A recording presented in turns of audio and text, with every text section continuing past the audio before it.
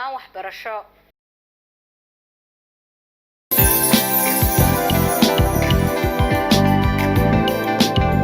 toosinta ardayga iyo tayeyntu waa mid laga dhaxlo goobaha waxbarashada.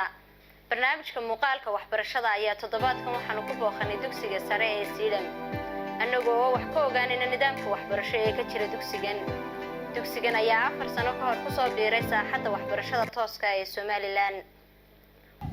Siidam Secondary School waxa la aasaasay 4 sano ka hor sanadkan ayay ka baxayeen ardaydii ugu horeysay ee fasalka afraad ee secondary-ga. waa dugsi ka diiwaan gashan wasaaradda waxbarashada iyo sayniska waxaana habraac waa manhajka waxbarasho ee qaranka Somaliland.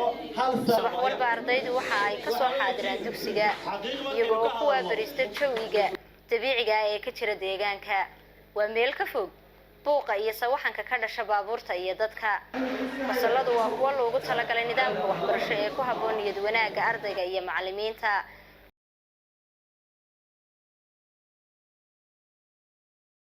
أحمد واحد يقبر هنتاين waxbarashada iskuulka iyo nidaamka sidoo socdo.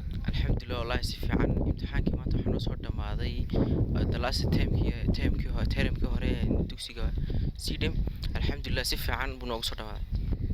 mar hadduu maanta idiin soo dhamaado soo gabagabaysan termkii hore ee imtixaanka maxaad filanaysaa? waxaan filanay natiijo fiican.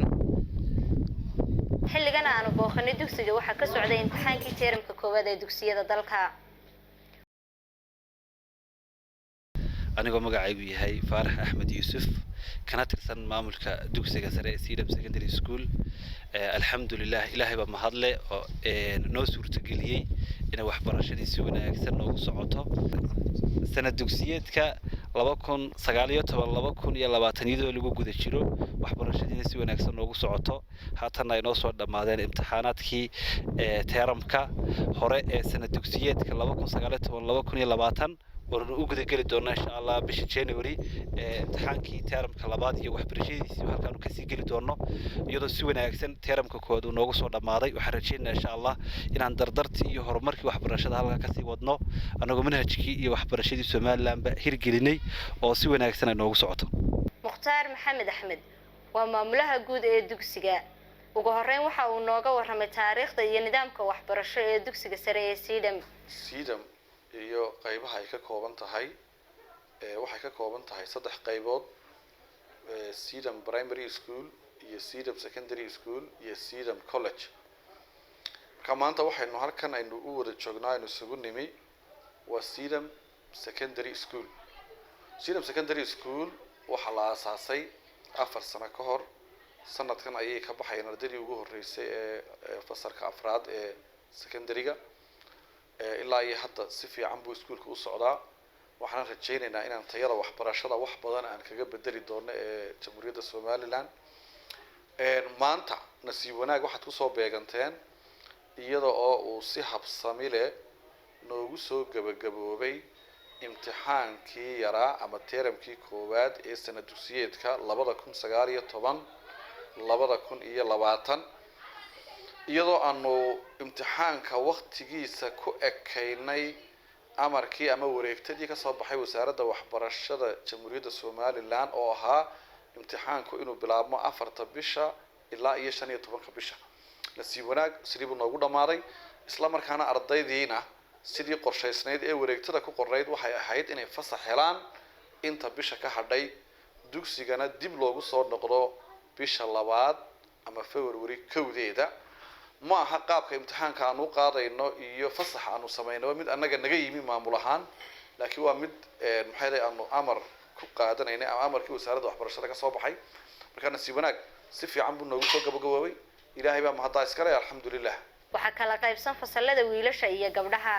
qorshahan ayaa ku xasuusinaya dhaqanka wanaagsan ee Soomaalida. tayada waxbarashadu waa mid aadmiga u horseeday hiigsiga iyo horumarka nololeed. maamulaha guud ee dugsiga sare ee Siidam ayaa ka warramaya kaalinta uu dugsigu kaga jiro waxbarashada dalka. haddii aan ka warramo nidaamka waxbarashada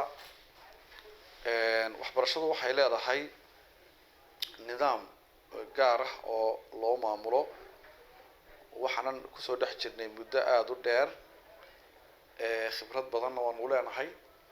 waxaanu ku dadaalaynaa inaanu soo saarno arday tayo leh arday tayala inaanu soo saarno ayaan ku dadaalaynaa dugsiga Sidam oo sanadkan ardayda ugu horreysay ka bixi doonaana insha Allah taala waa la ogaan doonaa tayadooda waxa jira waxa la yiraahdo school policy oo maxay ahayd cid waliba policy ay leedahay baa jira waxa jira policy guud ee wadanka u yaalay waxbarashada iyadoo oo la raacayo nidaamyadaasi ayaan tayada iskuulka wax badan aanu maxay ahayd ku dadaalnay marka waxaan rajaynayaa in iskuulada ugu tayada badan leh oo ka mid noqdo waxaana lagu ogaan doonaa sanadkan ardayda ka soo bixi doonta haddii alla yiraahdo wuxuu ku yaalaa deegaan ku habboon waxbarashada